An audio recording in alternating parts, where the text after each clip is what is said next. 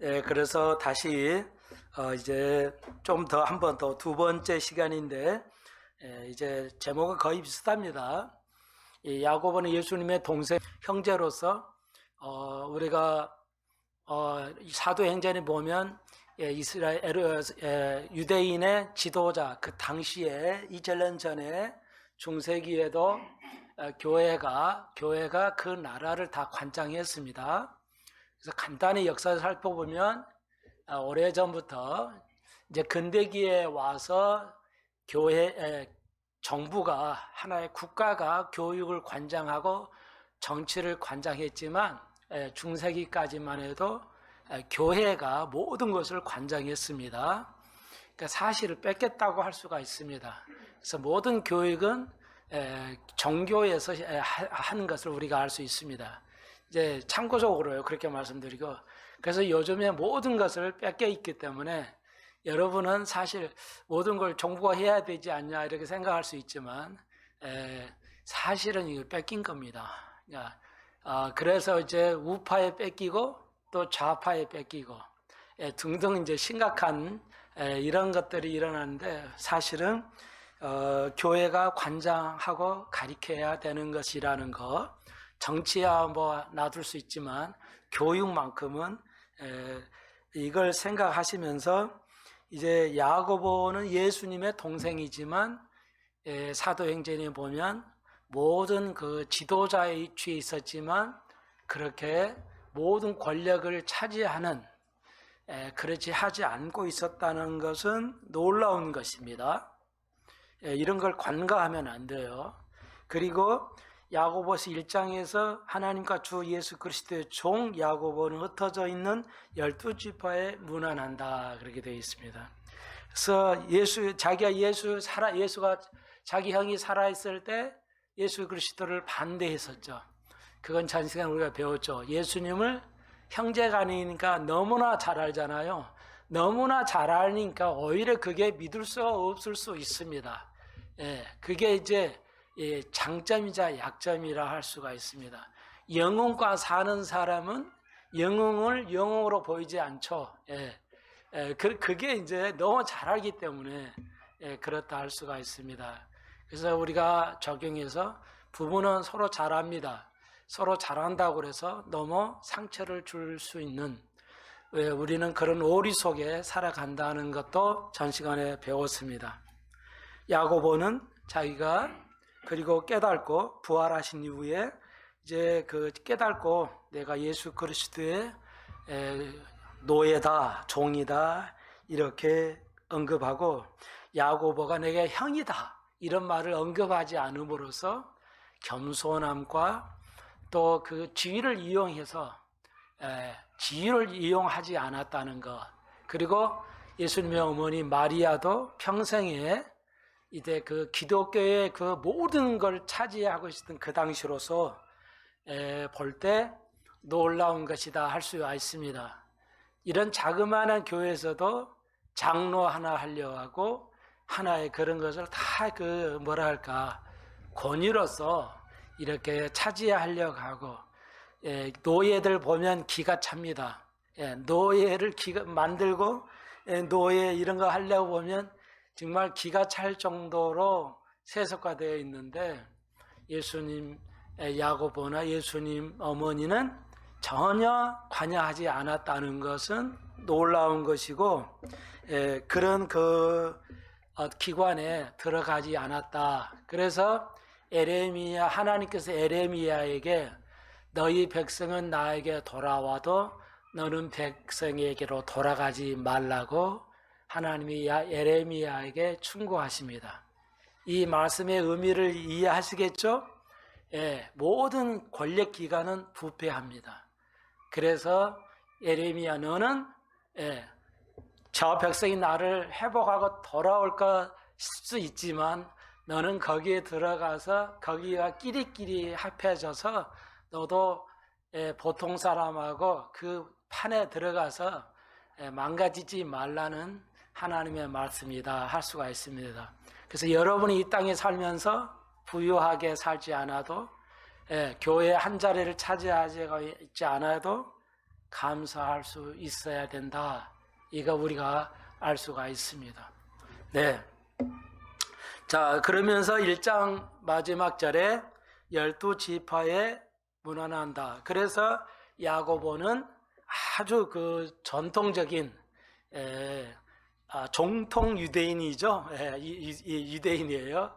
그래서 12지파에게 이제 세계에 다 흩어져 있는 12지파에게 문안의 편지를 띄웁니다. 그래서 많은 하나님의 목사님들이 야고보서 1장을 공부하면서 여기서 또 실패의 오류를 범하게 됩니다. 거의 대부분의 목사님들이 12지파에는 이거 교회에 인사하는 것이다.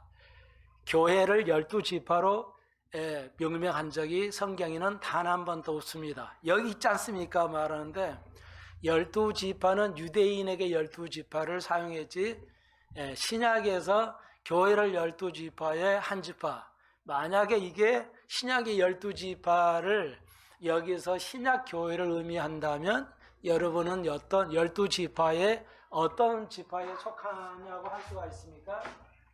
좀 추울 수도 있으니까요. 네.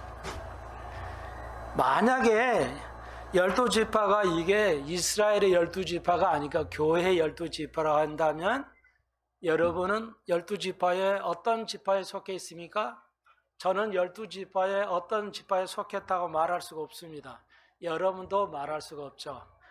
이건 명백하게 이스라엘의 12지파가 세계로 흩어져 있기 때문에 쓰는 것이지 거의 많은 목사님들이 이게 교회에 쓰는 것이다, 이렇게 교회 문안한 것이다 하는 착각에 한 설교를 들어볼 수가 있습니다. 이건 바로 대체 신학의 오리에서 오는 그래서 예수님께서 유대인들이 십자가를 거부했기 때문에 예수님을 메시아로 받아들이지 않기 때문에 교회가 이스라엘의 모든 복을 가져왔다.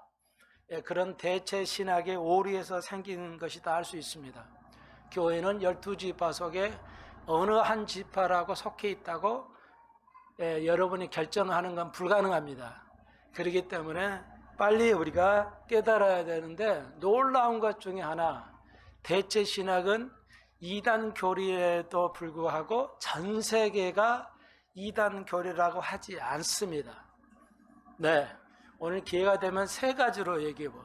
반드시 이단 교리인데 아무도 이단 교리라고 하지 않는 세계 중에 하나가 뭐냐? 대체 신학이다 할 수가 있습니다.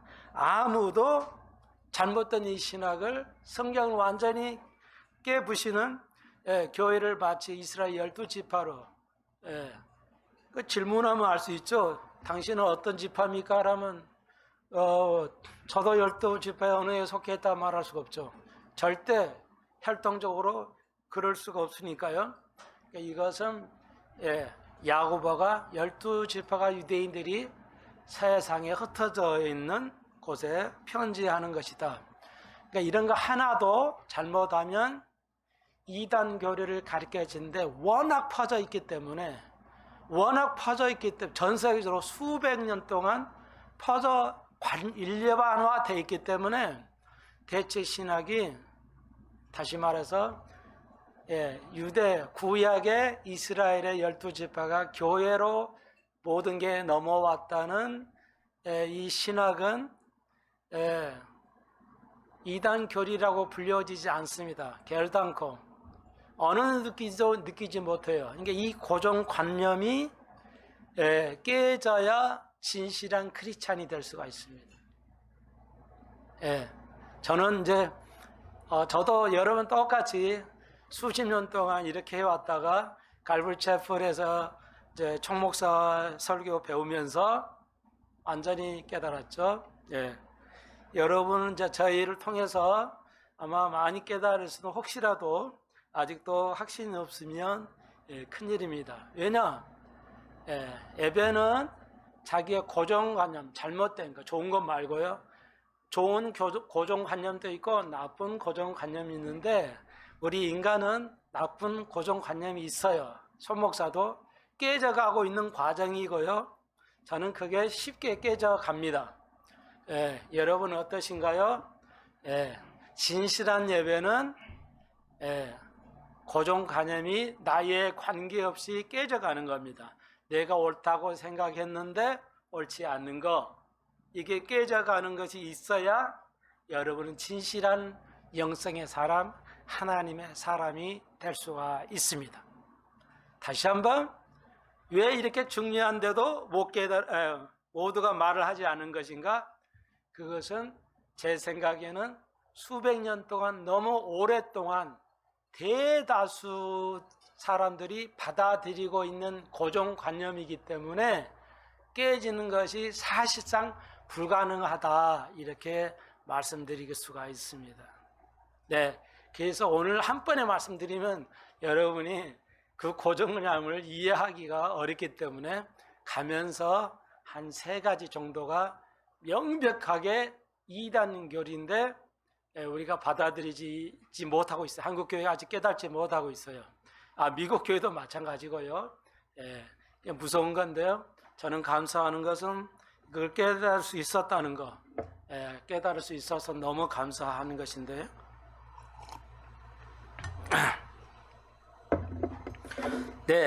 그래서 이것은 교회에 한 게 아니고 야고보서는 이스라엘 사람들, 교회도 당연히 하는 것 적용은 할 수 있었지만 12지파에 이스라엘의 12지파 아직도 존재하고 있었다. 교회하고 이스라엘은 구분해서 사용하고 있다는 것을 여러분이 인지해야 됩니다. 이걸 이제 그런가 보다 하고만 있기 때문에, 수동적으로 있기 때문에 여러분은 절대 변화되지 않습니다. 진짜 이건 여기서는 교회로 하냐? 이스라엘 해석할 때, 하지 않을 때 어떤 결과를 가져오냐? 여러분이 쉽게 이해하기 쉽게 했으면 구원을 받냐 안 받냐에 해당됩니다. 이단교리이기 때문에 구원에 받냐 안 받냐는 중요한 것이지만 목사님들이 모르기 때문에 그냥 넘어간다. 그래서 많은 여러 목사님들, 제가 아는 목사님들하고 얘기를 했더니 자기 평생에 대체 신학을 들어본 적도 없다. 손 목사가 어디서 듣고 와가지고 저런 소리 하는지 모르겠다. 이 정도로 목사들 사이에 고정관념이 딱 박혀있기 때문에 아무리 내가 설명을 해도 목사인 그 사람을 또 못 벗어납니다. 한 번 딱 고정관념이 생겼다가 이게 수백 년 동안 오는 것이기 때문에 못 바뀝니다. 그러니까 무서운 겁니다. 제일 무서운 게 뭐예요? 잘못된 고정관념. 그러니까 대체 신학은 아무도 한국교회에서는, 그러니까 용어 자체를 아는 사람이 있어요.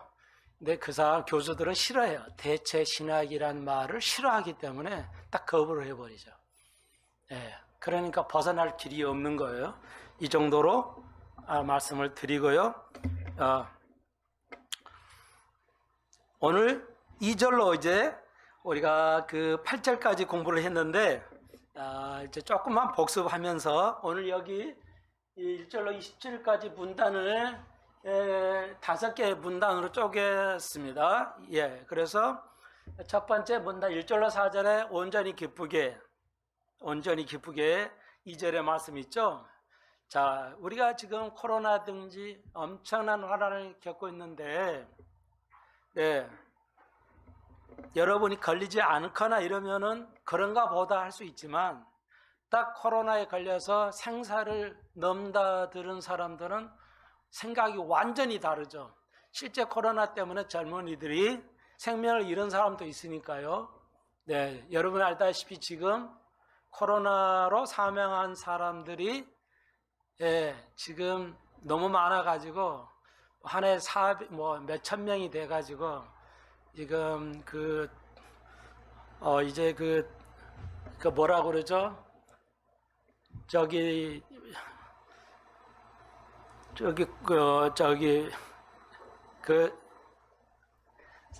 장사 지낸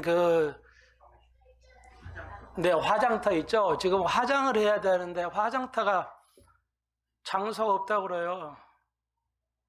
그 정도로 심각한 겁니다. 너무 환자가 많아가지고 사망자가 많아서 파송할 수 있는 장소가 부족하다는 겁니다.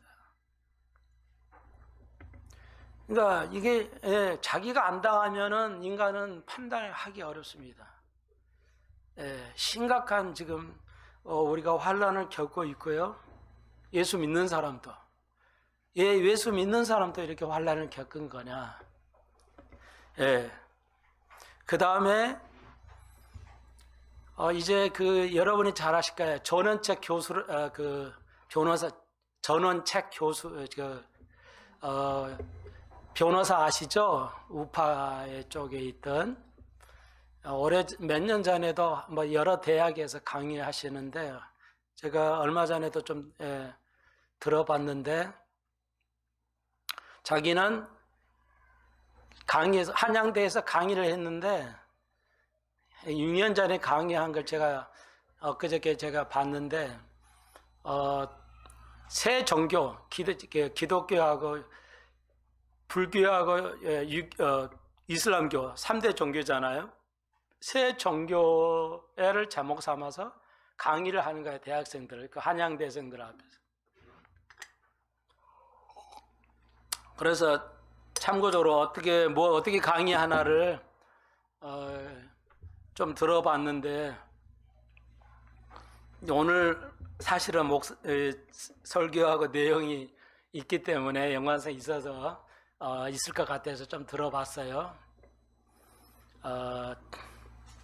근데 이분은 자기는 예수 믿지도 않고 어떤 종교도 가지고 있지 않다는 겁니다. 그러면서 새 종교를 이제 강의를 해요. 그래서 거의 대부분이 이제 철학적으로 이렇게 풀어서 이렇게 하신 강의를 하는 거더라고요.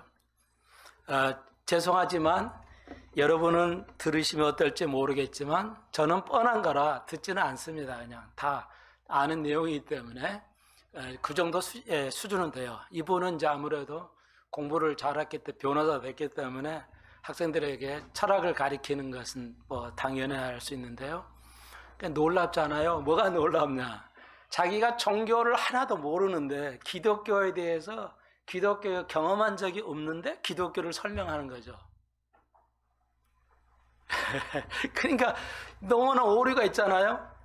기독교를 반대해도 기독교에다가 개종을 해가지고 기독교가 싫어서 나갔다 하는 이해가 되죠. 기독교는 싫어도 내가 연구를 해봐야 되겠다 하면 기독교에 들어와서 기독교에 많은 것을 검사해보고 공부해본 다음에 기독교가 장단점이 있더라 이렇게 평가하면 되는데 기독교인이 아니고 들어온 적도 없는데 기독교를 가지고 여러 가지로 판단을 하는 거죠. 그러니까 그거 웃기는 거잖아요. 근데 많은 학생들이 그걸 듣고 있는 거죠. 나는 딱 봐도 들을 게 없을 것 같은데. 여러분, 그러니까 도올도 마찬가지예요. 그 철학자 도올도 자기가 한신대 신학과를 졸업을 했어요. 자기가 크리스찬이라고 그래요. 나는 동의 안 하지만. 그런데 도마복음이 있어요.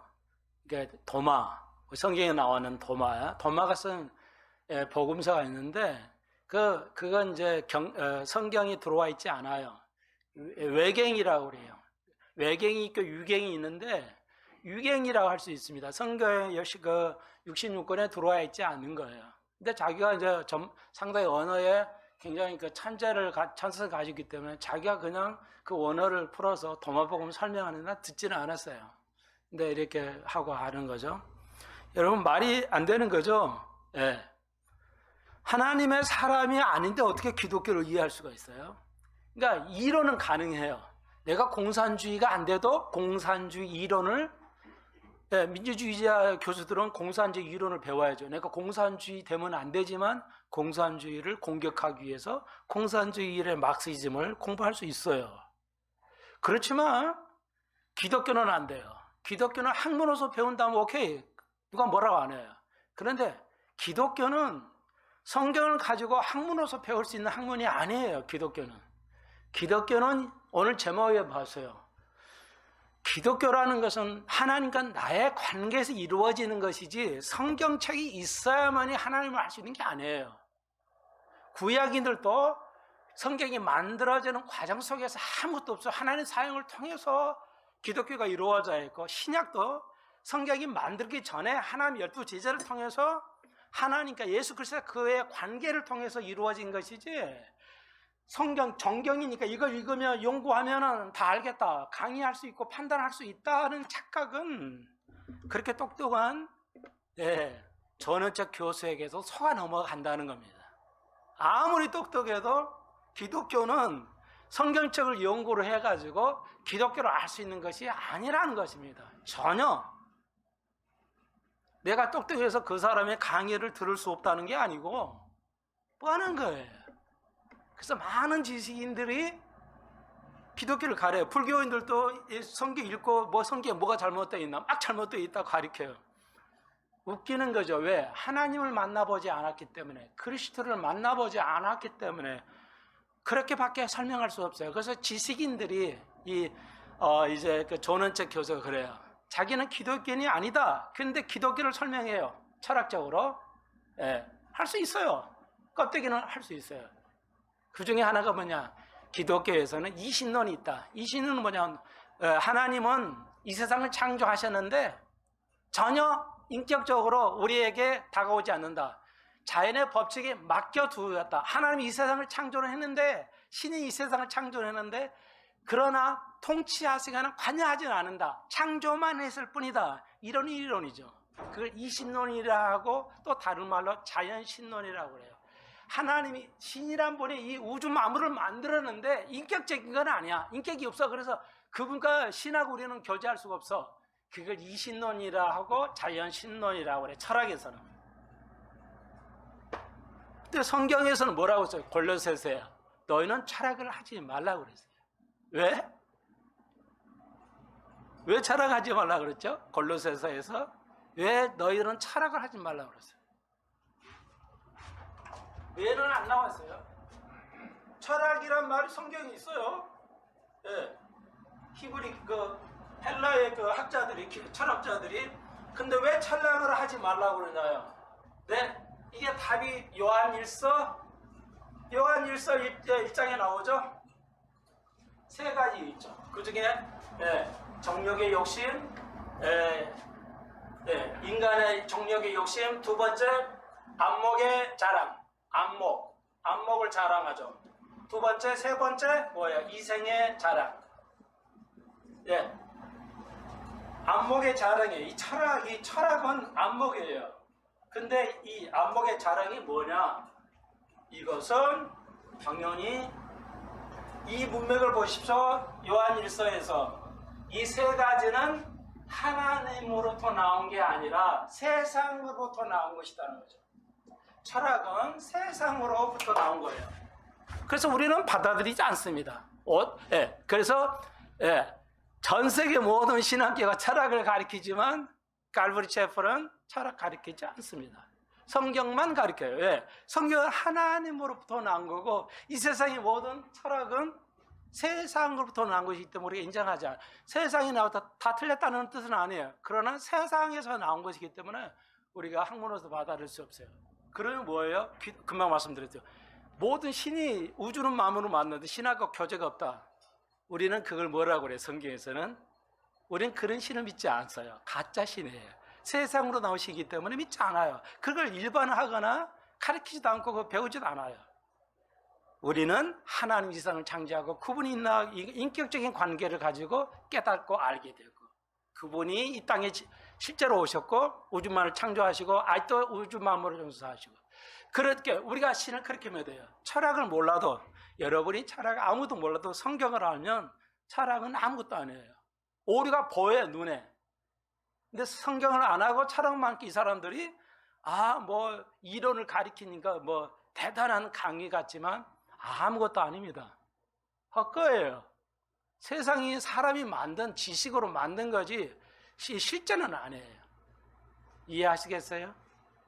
무가치한 것을 세상에 퍼뜨려요. 계속 퍼뜨립니다. 신은 이제 존재하지 않는다. 그래서 이 얘기가 길어지는데, 이 전원책 변호사가 자기는 그러니까 이분도 그렇지만 그렇게 말을 하더라고요. 대다수의 지식인들이 왜 하나님을 받아들이지 않느냐. 딱 이거야. 한 가지는. 딱 한 가지 뭐냐. 지식인들의 약점이죠. 우주 이렇게 왜 인간의 역사에는 어마어마한 고통스러운 일들이 수백만 천만 명이 죽어간다는 거죠. 가령 코로나로 어마어마한 인간이 죽었어요. 그러면 이 사람이 생각해요. 존원책도 생각합니다. 왜 하나님은 신이라면서 기독교에서 말하는, 기독교가 뭐라고 그래? 성경에 하나님은 사랑이라고 그러잖아. 하나님은 사랑인데 왜 수천만 명이 죽어가는데도 하나님 아무 표시를 나타내지 않은 것인가? 그게 사랑이는가? 자기는 아니라는 것이죠. 그래서 세상에 많은 철학가들이 신을 인정하지 않고 받아들이지 않는 결정적인 이유가 뭐냐 이겁니다. 다른 종교는 좋다 이게야. 당신의 기독교, 당신은 하나님의 사랑이라며. 하나님의 사랑이라는 분이 어떻게 한두 명도 아니고 인류의 역사상에 끊임없이 수백만 수천만 명이 죽어가는데 그들은 어떤 죄를 지은 거 아니다 이게야. 코로나로 괜히 죽어가는 거다 이게야. 수천만 명이 죽어가면 무슨 반응이 있어야 할 거 아니냐. 신이 이런 걸 막을 수도 있잖아. 근데 왜 안 막고 죽어가야 되는 데서 해다 못 나타난다는 거야 지금까지. 그래서 그 지식에 빠져 있기 때문에 어떻게 보면 올바르잖아요. 내 지기로는 받아들일 수 없다는 거야. 하나님은 사랑이라는데 왜 아무 표시가 없냐. 이 신론을 믿는 거 아니냐 이게. 이 신론 아니냐. 이러면서 그래 자연신론 아니냐. 세상을 창조하셨다. 그래 인정하겠어. 그럼 그 다음에는 뭐냐. 아무것도 없다 이거. 아무 의미가 없지 않냐. 그래서 철학자는 고뇌하고 또 지식을 파보고 파고하지만 끊임없는 질문만 생각하죠. 그렇다면 여러분 어떻게 생각하세요? 하나님의 사랑이라며요. 우리가 너무 잘 알아요. 하나님은 사랑이야. 사랑인데 이런 어마어마한 고통이 수천만 명이 죽어가는데 하나님의 사랑이라고 당신은 말할 수 있는 거냐? 목회자를 설교할 수 있는 거냐? 당신 대답해봐. 이게 지식인들의 말이에요. 여러분 어떻게 답변을 하겠어요?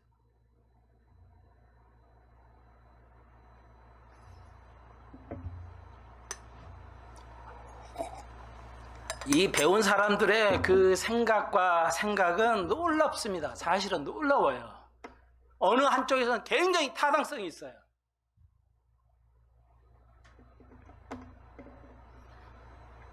그런데 왜 그런 사람들이 그 지식인들은 예수를 믿게 되게 힘들어요. 굉장히 앞뒤를 따지니까요. 제가 늘 말씀드렸어요. 여러분이 답변할 수 있어야 돼요.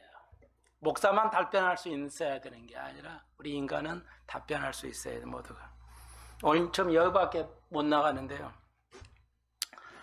네, 이건 다음 시간에 좀 얘기하겠고요. 오늘 너무 중요하기 때문에 이거 말씀을 드리려고 그랬어요. 여러분 한 가지 답을 드리겠어요. 여러분이 누구에게도 복음을 전파하실 때 그런 어떤 그 성경의 이해를 가지고 계셔야 돼요. 그래서 우리가 성경을 알아야 되는데 하나님을 알지 못하면 안 된다는 것이죠. 다시 한번 아무리 또한 지식인들이 성경을 연구해봐야겠다 해봐도 소용없어요. 예수 그리스도를 그분을 하고 인격적으로 만나지 않은 한, 내가 거듭나지 않은 한 아무도 이해할 수가 없어요. 어떤 것도 해결할 수가 없습니다. 자, 그렇다면 손 목사의 대답은 무엇이냐? 딱 성경에서 말할 때 딱 하나예요. 모든 인간은 죄 때문에 죽는 겁니다. 요 바울이 야고보서 오는 봉독 있잖아요. 죄가 성장해 사망에 이르게 되는 거예요.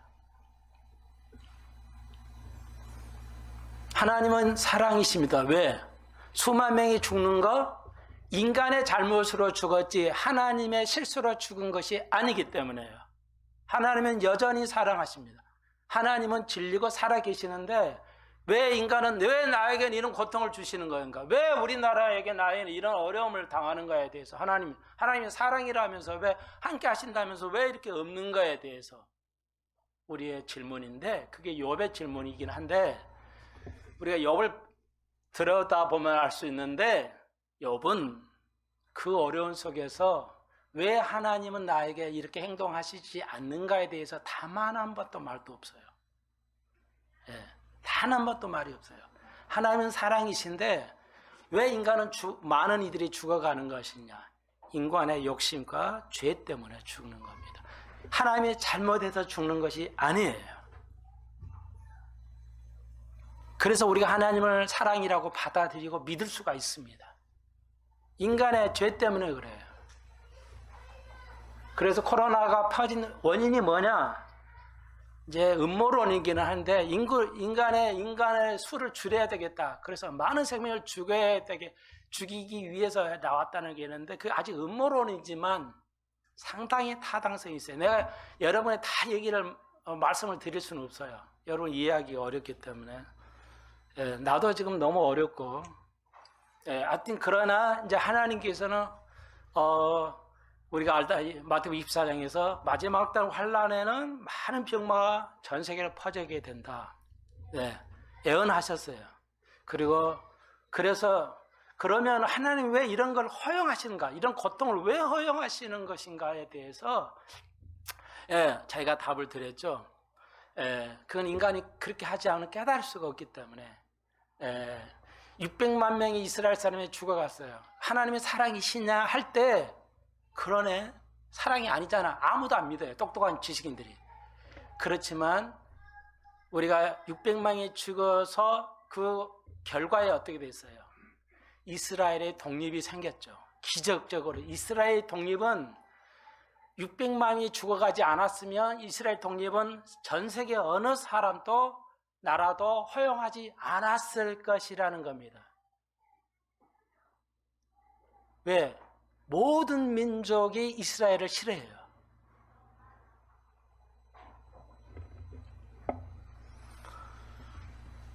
그러니까 하나님은 다 알고 계시는 거예요.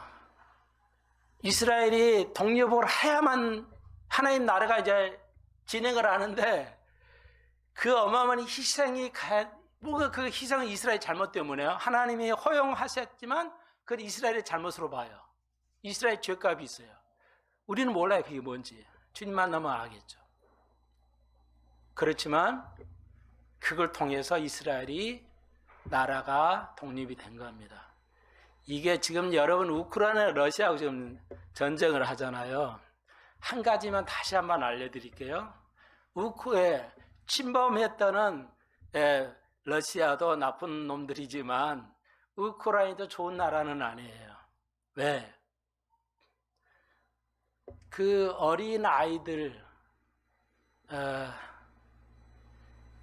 이제 그 아동 성애자죠. 아동 성애자들의 70%가 우크라이나에서 나옵니다.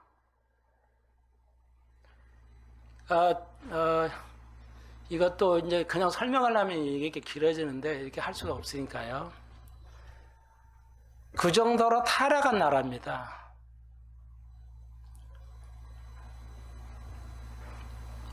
말을 더 이상 참혹하기 때문에 제가 말을 할 수가 없고요. 어린 생명을 죽여가고 어마어마한 일들이 벌어지고 있습니다. 그래서 이제 그런 전쟁이 나오는 건데, 그러니까 다가 잘못을 가지고 있어요. 하나님이 어떻게 우크라이나에 하나님 사랑하지 않는 거냐? 그게 아니고요. 그러니까 이제 우리가 더 지켜봐야 돼요. 그리고 이제 참고적으로 우크라이나에는 영토 주권이 없습니다. 영토 주권을 가지려면 그 영토의 주권을 그 나라의 영토를 유엔에 가입을 해야 돼요. 그래서 우리나라는 이 정도 이렇게까지가 이게 여기 선이 그러니까 영토의 주권의 선이 있습니다. 국경선을 그리고 그게 유엔에 가입이 돼 있어야 되는데 전 세계 아무도 몰랐어요. 우크라이나는 국경선을 유엔에 가입하고 있지 않기 때문에 국경선에 주권이 없습니다. 그래서 그건 우리나라 반기문이 그 사무총장 할 때 얘기했었던 겁니다. 안 했다고 등록을. 그러니까 러시아가 침공한 것은 침공이 정확하게 아닙니다. 예. 그러니까 이제 그 복잡해요. 우리나라가 유엔에 그 영토가 383 그어가지고 있으니까 우리 주권이 있지. 이거 없으면 그냥 끝나는 겁니다. 뭐 북한에서 밀고 들어오든 안 들어오든 우리는 그거 말할 수가 없어요. 그냥 싸워서 이기는 수밖에 없는 거죠. 그러니까 그게 다 국제법이, 그 국제법이 그렇게 간단하지가 않아요. 그러니까 이스라엘하고 팔레스타인도 그런 국경선까지 다 유엔에서 가입이나 해주지 않으면, 이스라엘도 그 1940년에 독립할 때 그 독립선을 인정해주지 않으면 아무 소용이 없어요. 우리 나라라 해봤자 아무 소용이 없는 겁니다. 힘으로 그냥 싸워야 하는 거죠. 그 국제 관례가 너무 복잡합니다. 그렇기 때문에 지혜로워야 되고요. 그런 것이 있습니다. 그래서 우리가 마지막 때에 많은 전쟁의 소문과 병의 소문들이 일어나는 것이 하나님의 주권하고 관련이 있고, 그것을 지식인들이 하나님의 편에다가 원인으로 들어대는 것은 타당하지 않다.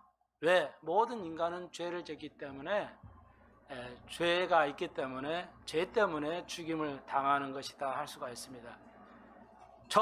예수 믿는 사람, 안 믿는 사람, 예수 믿는 사람도 왜 당합니까? 코로나에. 예수 믿어도 우리는 죄인이야. 세상 사람은 똑같습니다. 손 목사는 뭐 덜 의인이고 그런 거 없어요. 손 목사도 얼마든지 당할 수 있고 할 수 있습니다. 이건 성경을 아무리 들어봐도 몰라요. 진정으로 예수를 알아야 돼요. 하나님을 알지 못하는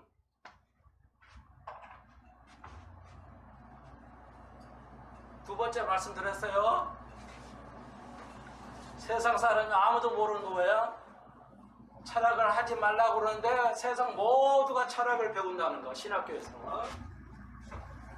성경을 하지 말라고 그래도 하죠. 신학 박사.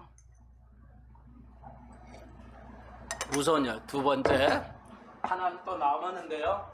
자, 마지막 오늘 너무 중요한 게 복습이에요. 복습하니까. 다시 한번 정리를 합니다. 오늘 들어가기 전에.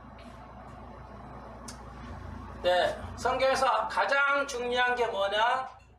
가장 중요한 게 여러분 오늘 다 야고보서 볼 일 있어요? 행함이죠, 행함. 말씀을 읽고 공부하는 거 아무 소용이 없죠? 그 말씀대로 행하면, 내가 내 말을 듣고 행하면 복이 있으리라, 구원을 얻으리라. 맞아요. 그래서 많은 목사님들이 대부분은 행함을 강조해요. 행함을 엄청 얘기합니다. 성경을 읽고 뭐 이렇게 해서 이 말씀이죠, 이 말씀 이런 뜻이니까 이렇게 살아야 됩니다. 모든 목사가 이것만 얘기하죠. 모든 목사 이것만 얘기해요. 틀릴 게 하나도 없어요. 다른 목사가 필요하지가 않아요. 다 똑같아요. 이거예요. 그런데 이 행함보다 더 중요한 것이 있죠. 그게 뭐예요? 주님을 아는 거 말고 그거 아는 거 말고 내가 그거 하는 거니까 똑같은 거. 더 중요한 게 뭐예요?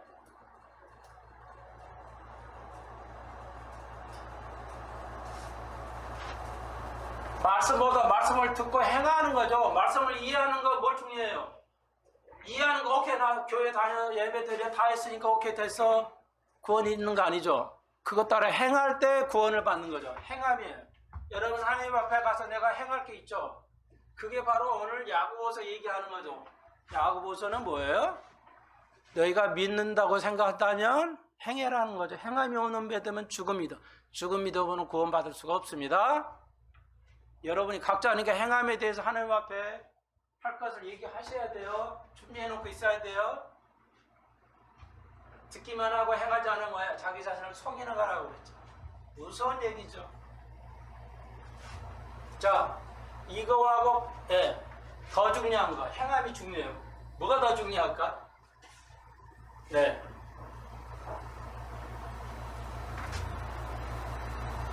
영어로 쓰겠어요?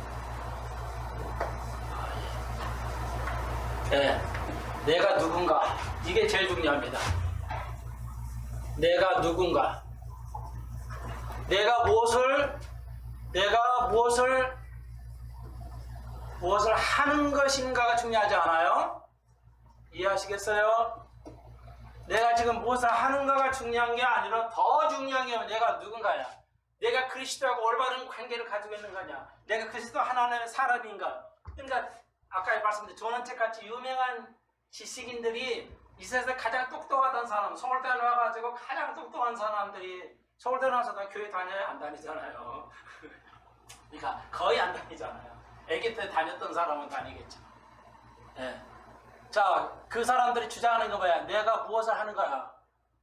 내가 이런 거를 하고 있잖아요. 내가 연구를 하고 공부를 하고 있지. 아무 소용이 없어요. 성경 읽고 뭐 아무리 소용없어요. 뭐 하면 내가 누군가를 알아야 돼. 네, 이게 제일 중요합니다. 내가 누군가. 이 말은 내가 어떤 주의 일을 어떤 게 하는 것보다 더 중요한 게 뭐야? 내가 하나님 앞에서 올바른 관계를 가지고 있는 것인가? 이거예요. 그러면 행함은 뭐냐? 내가 누군가에 대한 행함은 증거가 되는 거죠. 내가 어떤 걸 행함으로 내가 어떤 사람, 하나님과 나의 올바른 관계가 유지되는 것이 아니고, 내가 하나님과 올바른 관계가 되어 있을 때, 온전해져 갈 때, 다른 말로 하나님 내가 온전함으로 갈 때 가면 뭐야? 행함이 드러나는 것이죠. 헷갈리시면 안 돼요. 절대 주객이 바뀌면 안 됩니다. 큰일 납니다. 네. 근데 한국교회가 이걸 안 가르치죠? 예수 믿고 이것만 하는 거예요. 한국교회가 이거 아무도 설교를 안 해요. 예, 이걸 설교를 해야 되는데 이것만 설교하죠.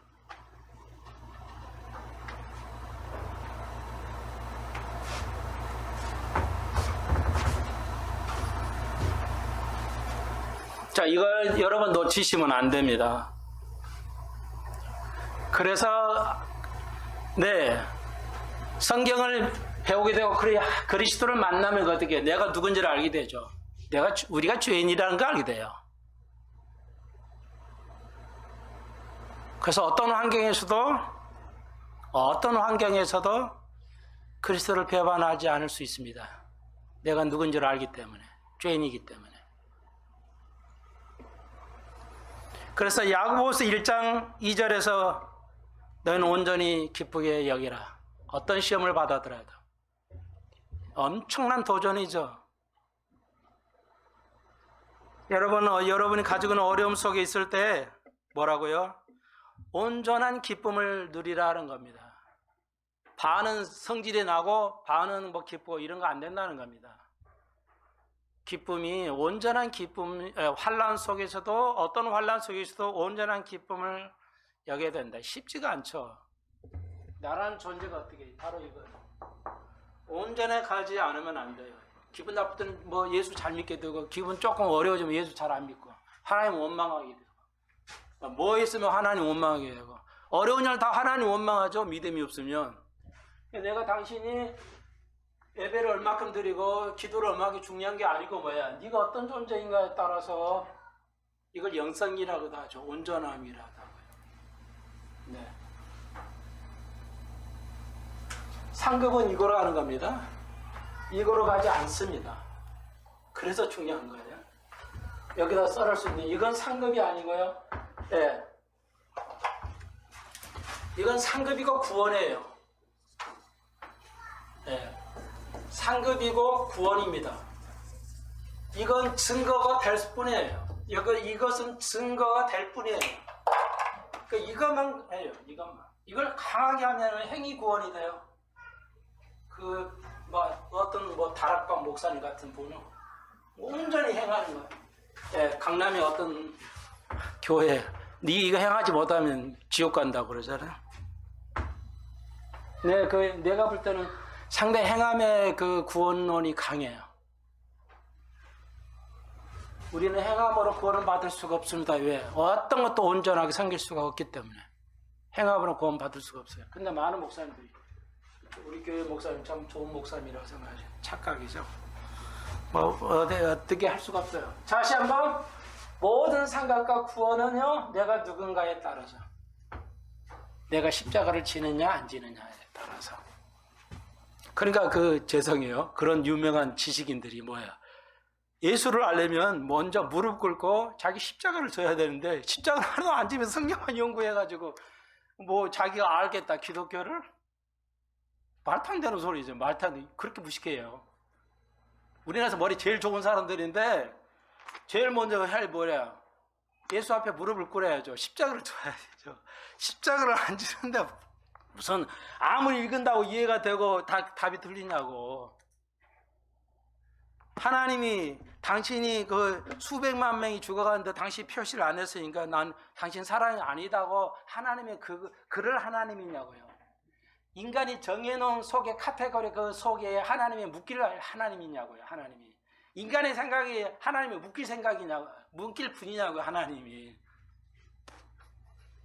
어떤 철학을 할수록 생각이 가두어져요. 철학을 하면 할수록. 그래서 예수님 뭐야? 네가 나를 따르려면 먼저 너는 내 십자가를 지르고 너의 십자가를 지라는 거죠. 아무도 십자가를 안 지면서 무슨 예수를 어떻게 알아? 그런 사람 아무래도 성경을 연구하고 해도요. 지식은 나보다 훨씬 많이 알는지 모르겠지만 성경에 진짜 하나님의 지식은 몰라요. 내가 변해야 돼요. 내가 누군가. 여러분이 영성에 하나님께 가까우면 상급이 있어요. 하나님 앞에 가까울수록 상급이 있어요. 하나님께 멀수록 상급이 없어요. 쉽게 말하면 당신이 어떤 교회 일을 많이 했다고 해서가 아니라 이건 구원하고 아무 관계 없어요. 종교활동 11조를 드리고 아름다운 거고 증거가 되죠. 구원의 증거가 돼요. 예배를 드리고 뭐 전도하고 하나님 일하고 봉사하고 활동하는 거. 여러분들 모든 게 행하는 거예요. 그런데 이건 구원하고 아무 관계 없어요. 행하면 다시 한번 왜? 온전히 행할 사람이 없기 때문에 행하면 구원 받을 수가 없습니다. 그래서 네가 그랬구나. 네가 이 세상이 너무 고통스러워하구나. 말씀을 지키려니까. 오케이. 그게 내가 누군가, 내가 지금 무엇을 하는가가 중요하지 않습니다. 근데 모든 교회들이 뭐야? 이것만 가르쳐요. 이거 가르치지 않아요. 성경을 완전히 잘못 이해하고 있는 겁니다. 네. 엄청난 실수를 하고 있는 거예요. 네. 이해하시겠어요? 이거 성경을 이렇게 간단한데도 말이죠. 네, 그럴 수가 있습니다. 시간이 가는데 5분만 더 쓸게요, 제가. 5분만. 네, 그 다음에, 5절로, 8절 전 시간에 했죠. 지혜가 부족하는 이유가 뭐예요? 두 마음. 순수해야 돼요. 두 마음 품으면 안 돼요. 그건 이제 우리가 배웠고요. 순수해야 돼요. 순수해야 돼요. 정치인에서 순수한 사람은 없죠? 네, 정치인들 중에서 뭔가 한 자리 해먹으려고 그러죠. 나라를 위해서 내가 희생해야 되겠다. 근데 아니죠. 여러 명이 다 나가면 지잖아요. 표가 분산되니까. 그래도 나가 다. 자기를 희생할 줄 몰라요. 자기 십자가 하나도 안 지는데 무슨 뭐가 되겠어. 이게 두 마음이에요.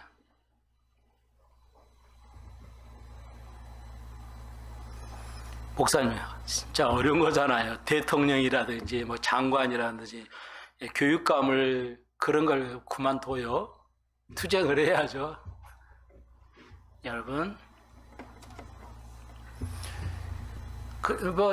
윤석열 당선자가 그랬잖아요. 그만 할 때 살짝 그 얘기 나오더라고요.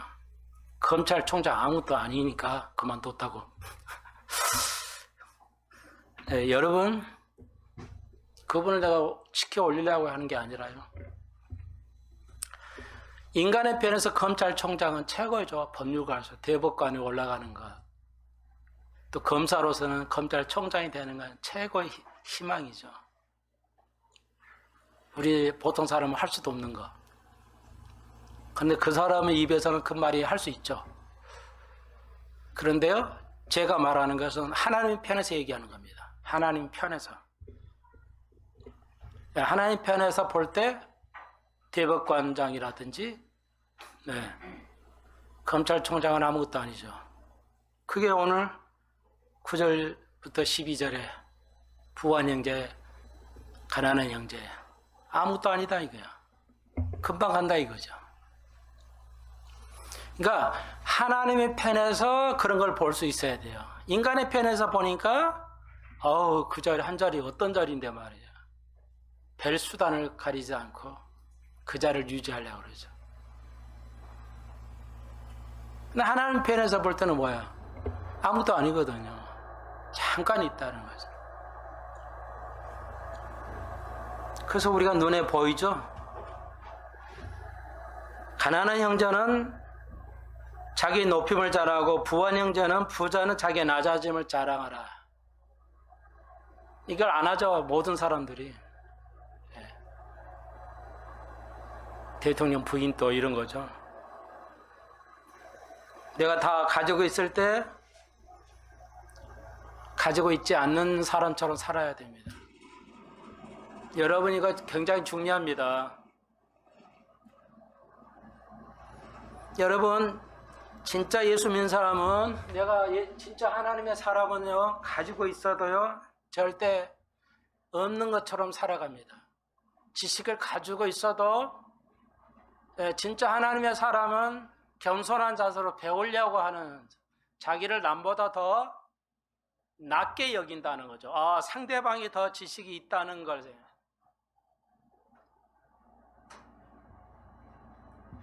국가적으로 얼마나 개망신입니까? 엄청나게 돈, 옷이나 막 이런 데다가 막 사치하는 거. 성경 하지 말라고 그랬죠. 가진 자도 절대 해서는 아니 됩니다. 여러분 절대 가지고 있다고 해서 먹고 싶은 거 편한 대로 다 사먹고 사는 거 크리스찬 아닙니다. 편하게 살 수 있는 집이나 자동차든지 심지어 음식도 하고 싶은 거 다 하면서 살아가는 거 크리스찬 아닙니다. 명품만, 고위 관료들이 명품이라고 해서 명품만 사가지고 살아가는 거 크리스찬 아닙니다. 그렇게 살라고 말하지 않습니다, 성경은. 왜요? 풀과 같이 금방 지나간다는 거죠.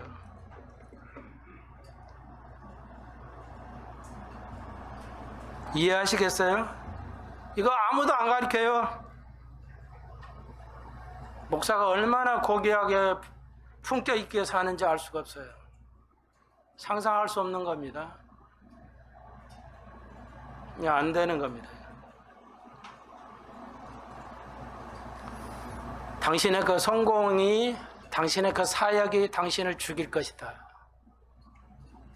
여러분의 이 땅에서 사는 그 성공이, 여러분의 사업이 여러분을 죽일 수도 있어요. 정치인들 보십시오. 정치인들 여러 때문에 또 그랬죠. 성상납 받았다, 베트남 가서 이런 거. 꼼짝 못 하잖아요.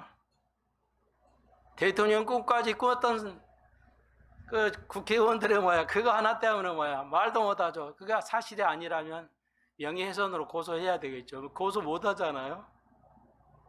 내가 그 한 사람은 자료를 찾아봤어요. 찾아봤더니 연희동 집사더라고요. 인생 다 날라갔잖아요. 국회의원도 안 나온다잖아요. 다음 선거에 국회의원도. 딱 보면 알죠,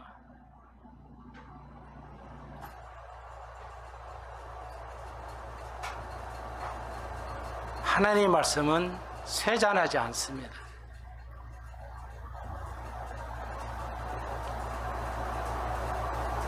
낮은 자리에서 살아가야 돼요. 지배하면서 살아가지 않습니다.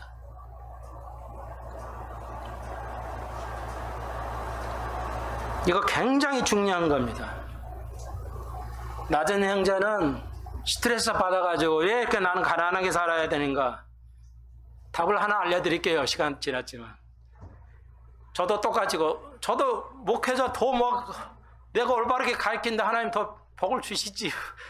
그래야 많은 생명이 살 텐데 말이야. 이거 왜 이렇게 복을 안 주시나? 여러분도 복을 더 주실 만한데 왜 그래요? 여러분, 제가 한 가지 알려드릴게요. 그것은 하나님 나에게 이렇게 말씀하시는 거예요.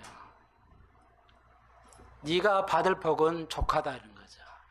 네가 이걸 더 받지 않아야 된다는 겁니다. 왜? 받으면 심각해지니까. 더 이상 나는 하나님 앞에 그 복을 구하라고 구하지 않습니다. 내게 필요하지 않는 복이 아니기 때문에, 나에게 필요하지 않는 복이기 때문에 주시지 않는다는 걸 기억하십시오. 하나님은 그런 사랑이십니다. 분명히 사랑이신데 필요하지 않는 걸 줘가지고 대통령 꿈까지 꿨던 국회의원이 하루아침에 무너지는 거.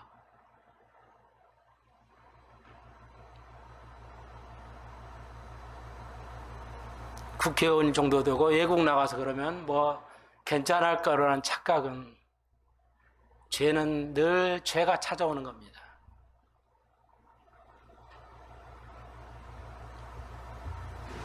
여러분, 우리는 그리스도가 살아가는 대로 살아가야 됩니다. 가장 낮은 자세로 살아가야 됩니다. 돈이 있든 없든, 배움이 있든 없든. 왜? 그건 아무것도 아니니까요.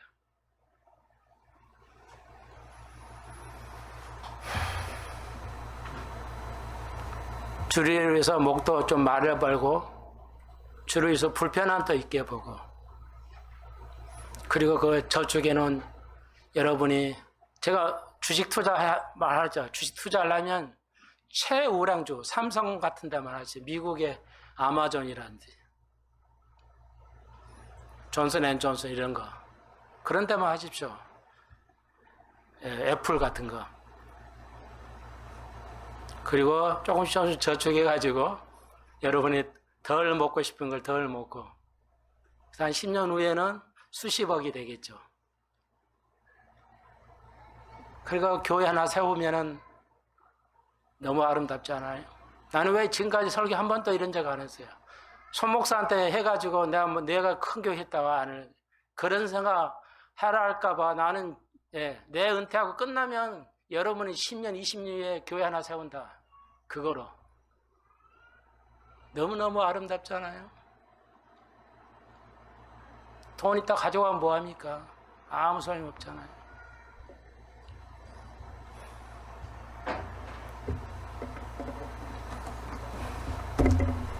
기도드립시다. 주님,